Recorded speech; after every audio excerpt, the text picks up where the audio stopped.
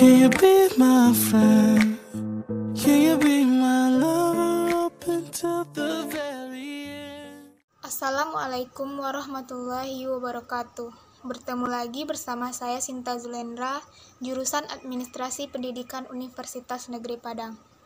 Baiklah, pada pertemuan kali ini saya akan membahas tentang analisis saya mengenai video yang telah saya tonton dalam channel YouTube Bapak Hanif Al-Qadri. Baiklah, pada kali ini kita akan membahas tentang komunikasi internal dalam organisasi. Topik demi topik yang diceritakan tiap minggu seperti biasa. Kali ini kita akan coba melihat dari konteks publik internal yang terjadi di dalam organisasi. Kita akan bagi dua secara umum. Yang pertama, kita akan melihat bagaimana fungsi pesan, fungsi message, informasi yang berkembang atau yang disampaikan atau memang dibagikan secara struktur ataupun tidak di dalam sebuah organisasi, lembaga, atau perusahaan. Yang kedua, kita akan lihat bagaimana caranya jaringan dari komunikasi formal yang ada di sebuah lembaga yang akan kita kenali satu persatu. Saya cuma berharap bahwa ini adalah mata kuliah yang sederhana, yang simple, yang lebih gampang untuk dipahami, dianalogikan, dianalisis, karena bicara soal komunikasi, bicara soal kehidupan. Artinya, manifestasi di dalam organisasi. Apa yang saudara lakukan saat ini dimanapun sadar berada, apakah di keluarga, apakah memang saudara lagi ada di tim atau kelompok kerja mahasiswa atau dengan teman-teman saudara yang kita kalkulasi nanti akan terlihat analoginya karena akan mirip. Jadi akan lebih gampang untuk kita pahami bersama.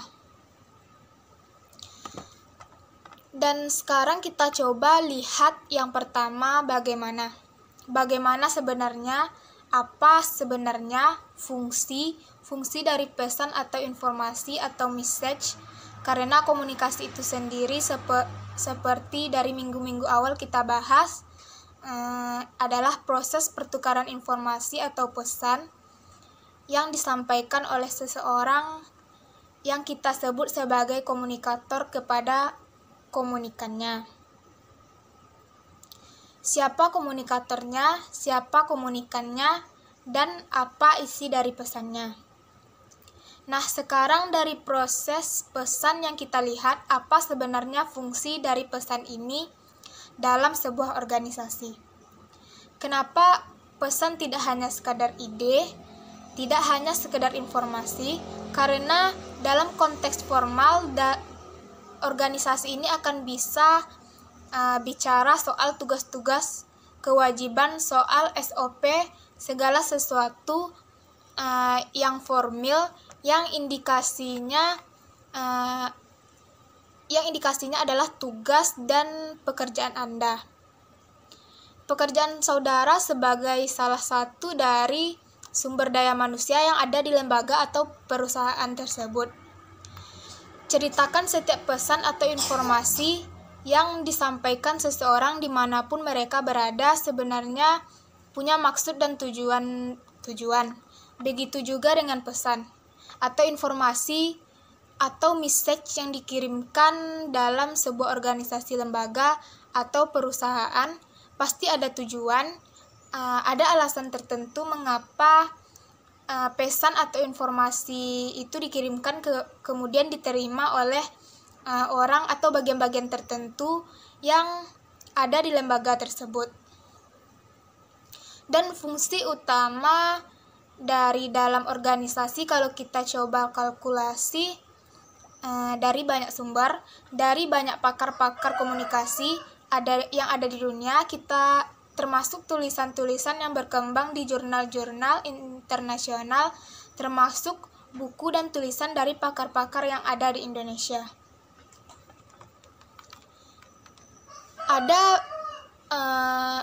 Ada fungsi sebagai, kalau kita kelompokkan 4 fungsi utama, kita ambil pendapat dari bahan yang tidak bisa kita googling. Ada 4 fungsi yang utama kalau menurut mereka. Yang pertama, bahwa fungsi pesan dalam komunikasi sebuah organisasi atau lembaga itu terkait dengan produksi. Yang kedua, terkait dengan pemeliharaan. Yang ketiga, fungsi pesan itu terkait dengan penerimaan dan pengelolaan organisasi sendiri berdampak karena melihat itu dari fungsi pesan atau fungsi informal yang ada di sebuah organisasi produksi. 3 alasan pengiriman pesan. Yang pertama, untuk pelaksanaan tugas. Secara umum sangat jelas pelaksanaan tugas dari seseorang ke seseorang, bagian per bagian ada di sebuah lembaga atau organisasi. Yang kedua adalah untuk pemeliharaan, dan yang ketiga untuk manusia. Jadi dia melihatnya tugas pemeliharaan dan kemanusiaan itu reading.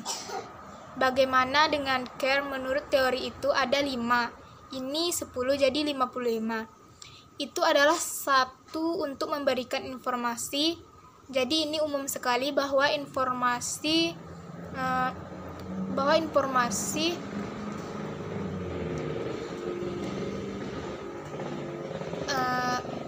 informasi disampaikan atau pesan yang disampaikan itu tujuannya adalah untuk membujuk seseorang, membujuk satu lembaga pembentuk, satu bagian, membentuk untuk apa melakukan sesuatu sesuai dengan apa yang diinginkan.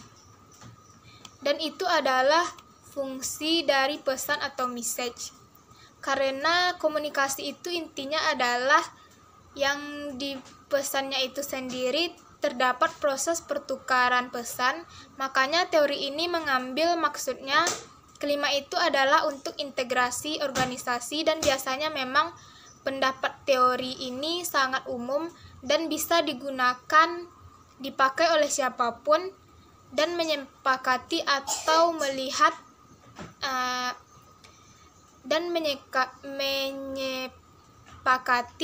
melihat fungsi pesan dalam setiap organisasi dalam hal ini atau kondisi apapun.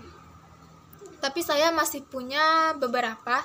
Saya ambil 1 lagi paling tidak untuk membandingkan perspektifnya untuk saudara tentang fungsi pesan atau message dalam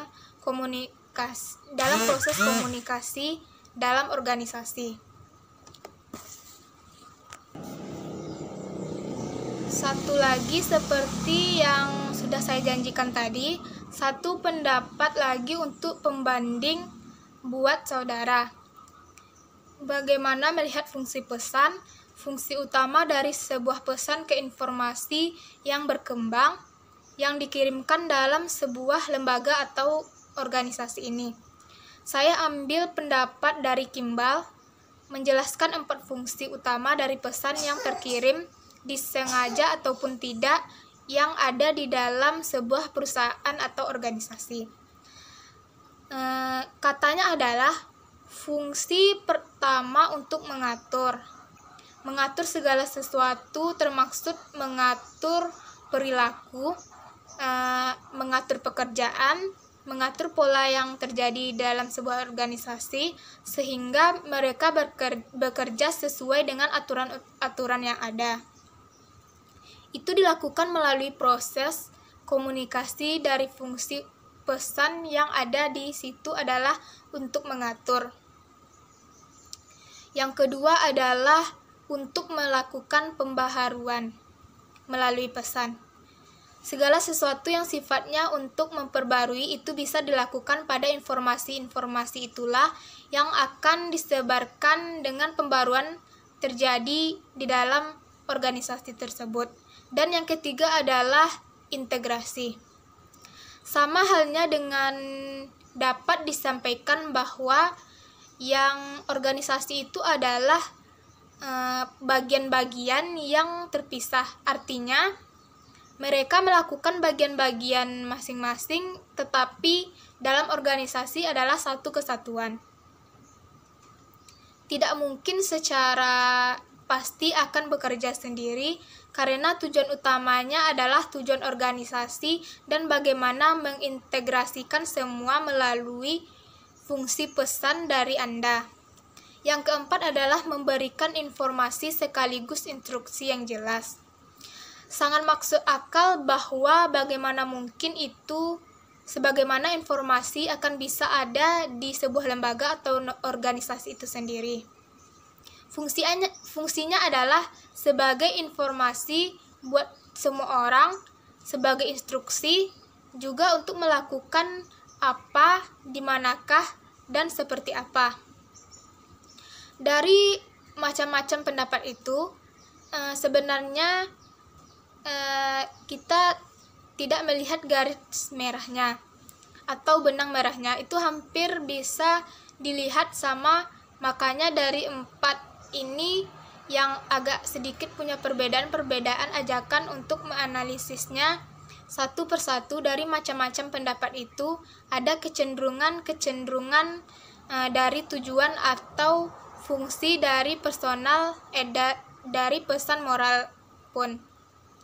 Bahkan dalam istilah yang berbeda, ada 4 fungsi dari pendapat yang kita coba lihat secara umum. Yang pertama adalah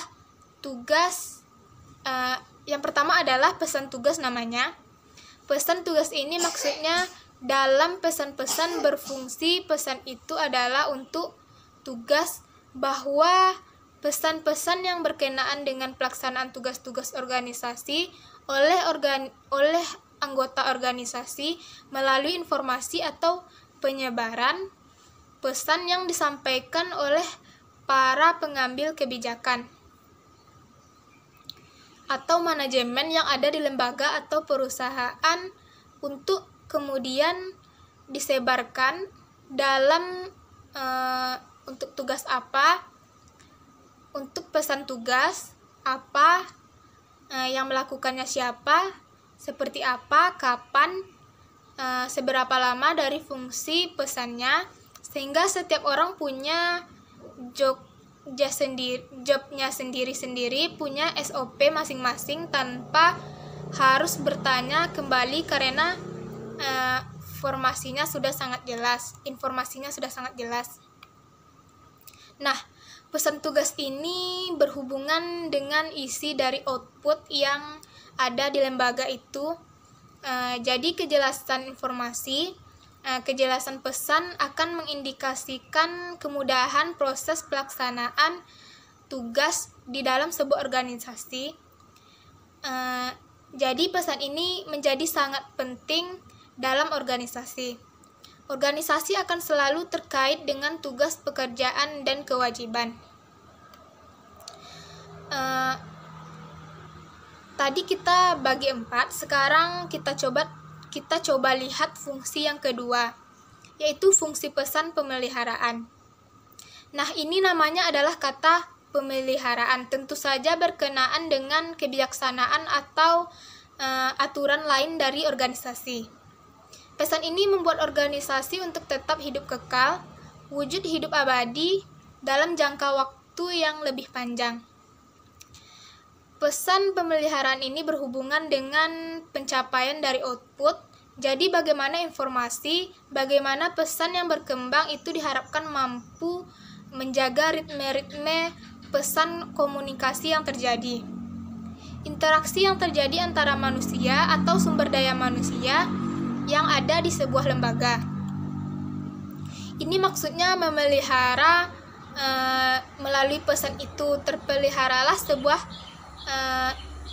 sehingga mereka mengerjakan tugas demi tugas itu dengan bagian per bagian sesuai dengan jobnya sendiri-sendiri. Kenapa? Sudah ada aturan main, sudah ada semua hal yang disiapkan, didesain sedemikian rupa oleh pengambil kebijakan. Kebijakan oleh lembaga, oleh perusahaan, kemudian diturunkan melalui pesan atau organisasi pesan atau informasi yang sudah sesuai dengan job dengan masing-masing dan akan membuat kehidupan sebuah lembaga menjadi lebih lama. Kenapa semua harus pesannya sangat baik?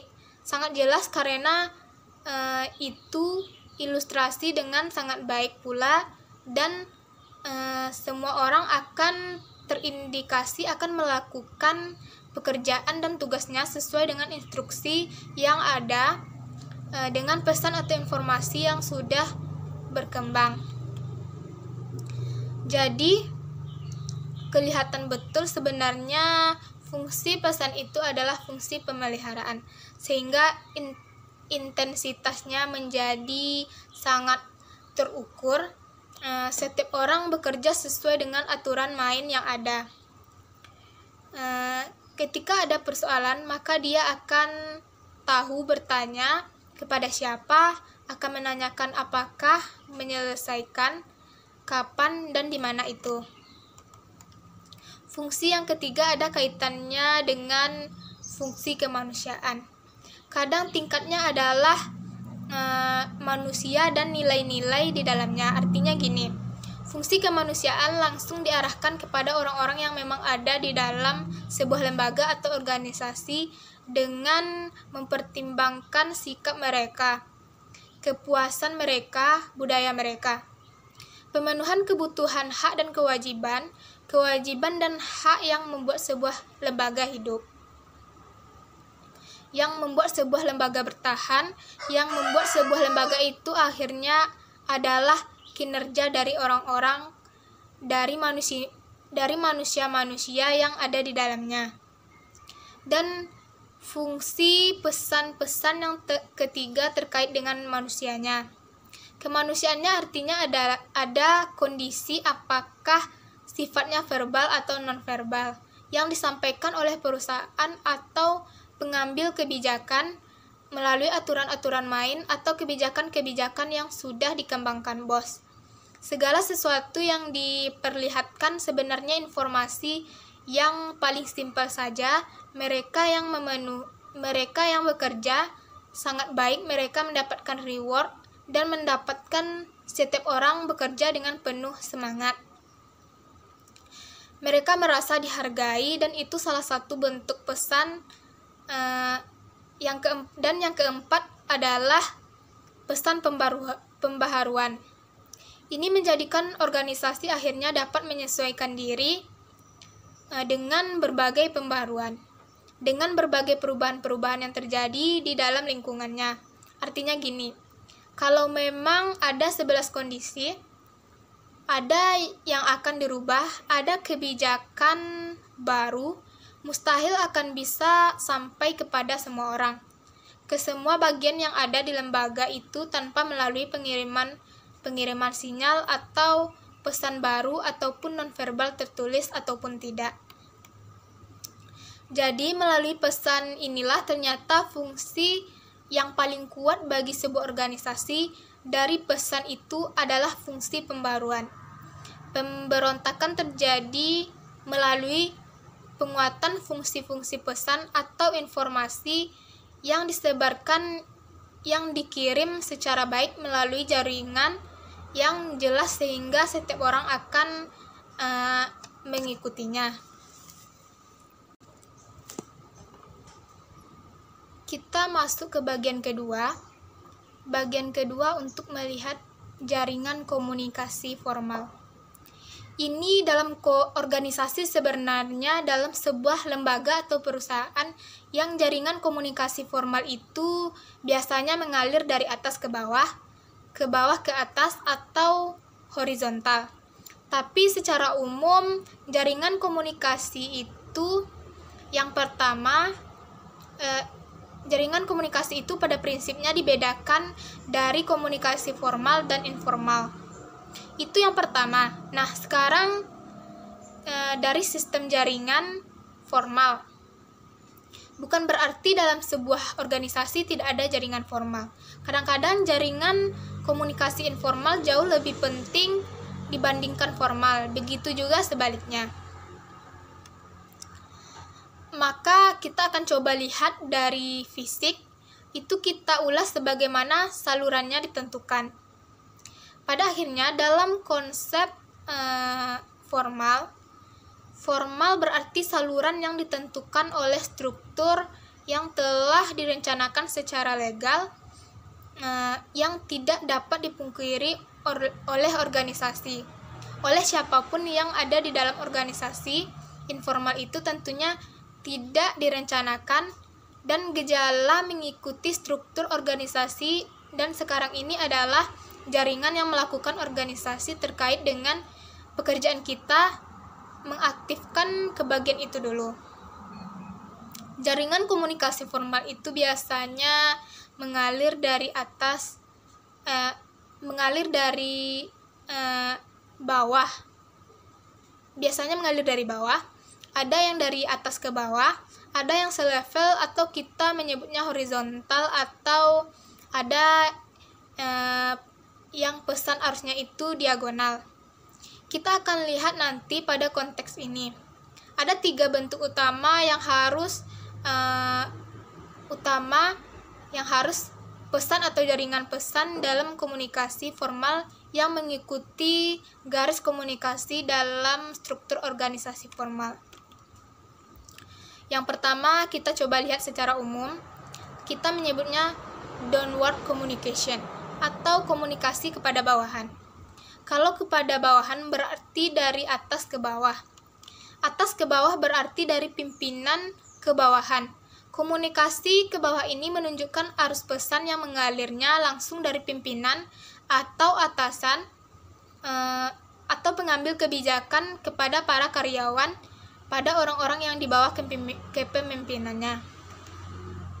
Yang kebanyakan komunikasi ini digunakan tentu saja untuk menyampaikan berbagai pesan, berbagai informasi yang berkenaan dengan tugas atau perintah yang dimaksudkan lebih terkoordinasi ke arah pesan yang kita sebut sebagai pesan pemeliharaan di suatu pendapat. Misalnya, pendapat lain menyatakan untuk menyampaikan satu tujuan, satu maksud untuk merubah sikap untuk membentuk pendapatan, mengurangi ketakutan seseorang dalam lembaga, bahkan menghilangkan kecurigaan yang timbul karena salah informasi, mencegah kesalahpahaman karena kurang informasi, sekaligus mempersiapkan anggota organisasi. Untuk menyesuaikan diri dengan perubahan itu adalah maksud dari komunikasi ke bawah atau work communication. Dari banyak hal, makanya ini termasuk dalam kategori pesan pemeliharaan untuk berkomunikasi. Dan ini ada beberapa tipe yang harus Anda atau saudara pahami. Secara umum, komunikasi ini bisa kita klasifikasi menjadi 5. Yang pertama adalah instruksi. Tugas ini pasti namanya juga dari atas ke bawah. Ini garis perintah. Artinya pesan yang disampaikan kepada bawahan mengenai apa sebenarnya yang diharapkan mereka dan bagaimana mereka seharusnya melakukan itu disampaikan melalui perintah agar kita jelas bagi kita. Tipe komunikasi ke bawah itu kita klasifikasi menjadi 5 jam pertama. Menjadi 5. Yang pertama adalah instruksi tugas. Ini kaitannya adalah bahwa pesan yang disampaikan kepada bawahan mengenai apa yang diharapkan dilakukan oleh mereka para pengambil kebijakan atau pemimpin. itu biasanya cenderung dihubungkan dengan tugas-tugas yang sederhana yang hanya memiliki keterampilan pengalaman minimal, karena istrinya biasanya cepat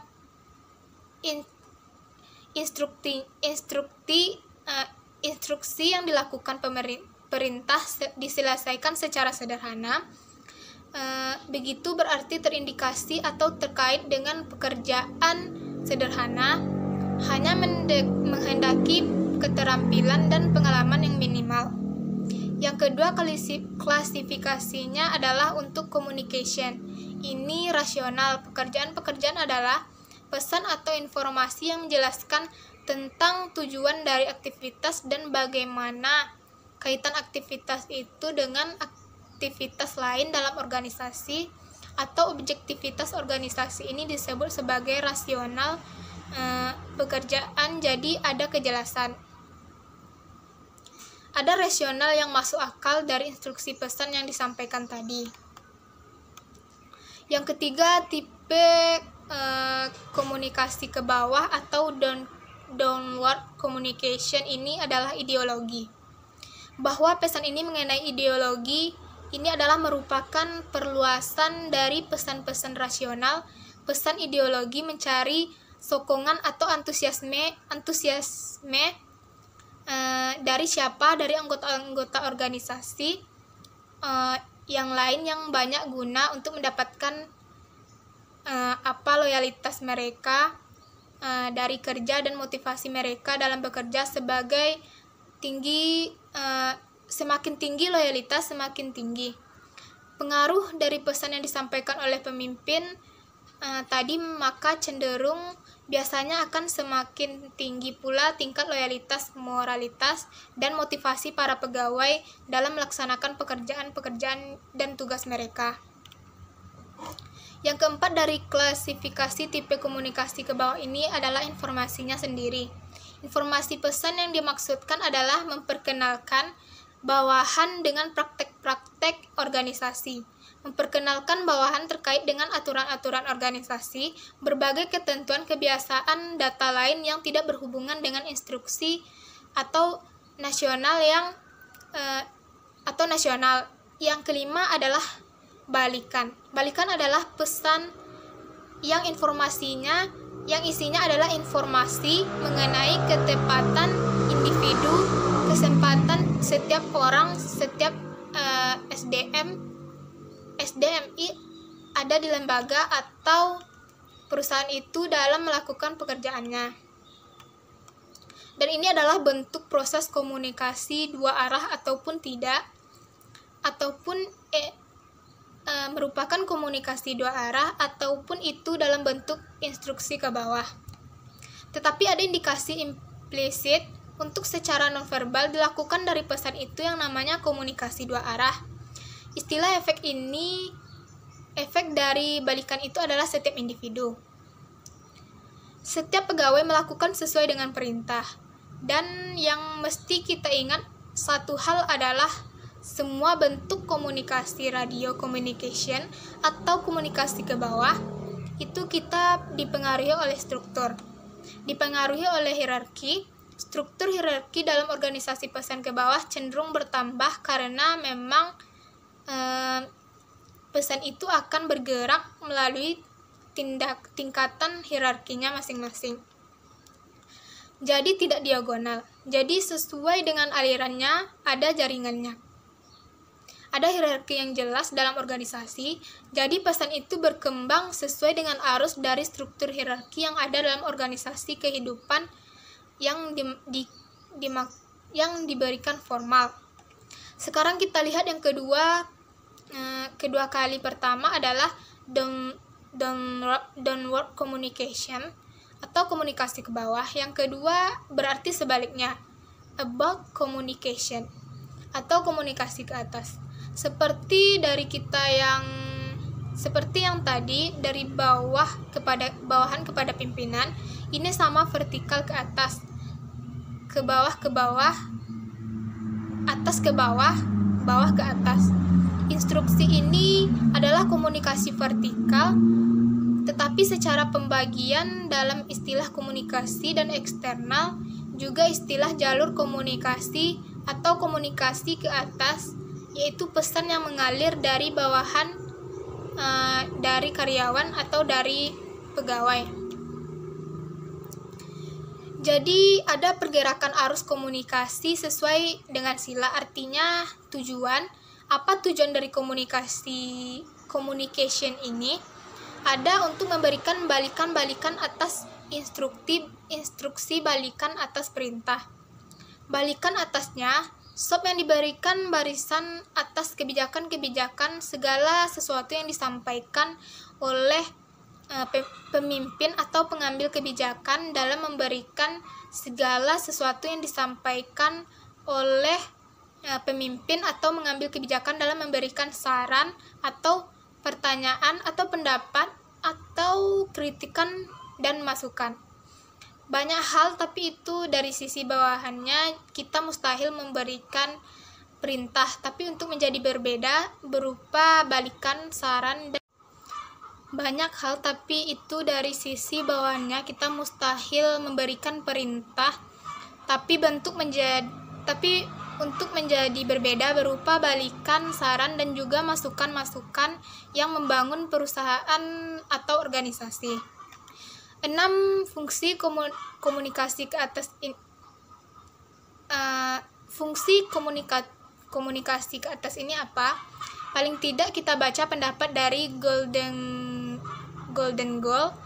Debat menyatakan komunikasi ke atas berfungsi sebagai balikan bagi pimpinan yang memberikan petunjuk tentang keberhasilan suatu pesan yang disampaikan kepada bawahan, dan dapat memberikan stimulus kepada seluruh orang yang ada yang menjadi bahwa tadi atau karyawan atau pegawai untuk berpartisipasi dalam merumuskan pelaksanaan kebijakan bagi departemennya, bagi lembaga yang sebagian organisasinya secara keseluruhan dan jelas disampaikan dengan fungsi komunikasi about communication ini. Apa yang seharusnya dikomunikasikan ke atas? Kebanyakan hasil analisis penelitian mengenai komunikasi ke atas ini akan mengatakan bahwa supervisor dan pimpinan haruslah mendapat informasi dari bawahannya mengenai banyak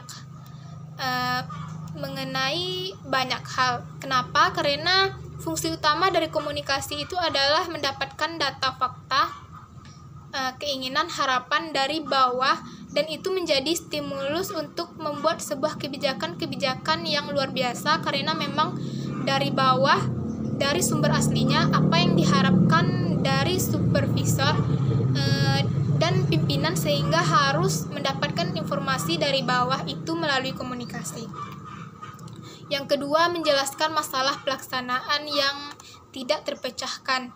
Diangkat juga menawarkan saran atau berbagai ide-ide yang tujuannya adalah untuk menyempurnakan unit atau bagian-bagian dari masing-masing organisasi yang ada secara umum, sekaligus menyatakan bagaimana.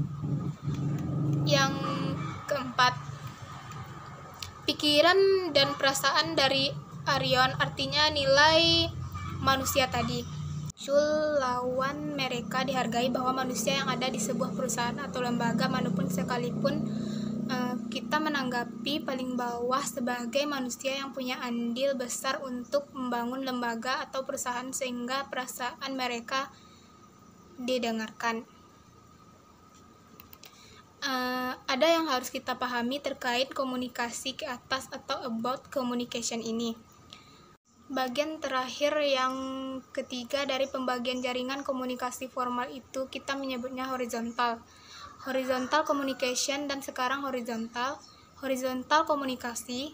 Horizontal berarti satu level pesan di antara orang-orang yang tingkat otoritas yang di dalam organisasi itu relatif sama, karyawan dengan karyawan, pimpinan dengan pimpinan, kepala bagian dengan kepala bagian, dan nanti akan ada diagonal namanya kepala bagian atau berkomunikasi langsung dengan karyawan di bagian B, dan itu bisa saja terjadi dan pesan ini biasanya berhubungan dengan tugas-tugas atau tujuan kemanusiaan, koordinasi, pemecahan masalah, dan lain sebagainya. Baiklah, sampai di sini dulu yang dapat saya sampaikan. Kalau ada kata-kata yang salah, mohon dimaafkan. Assalamualaikum warahmatullahi wabarakatuh.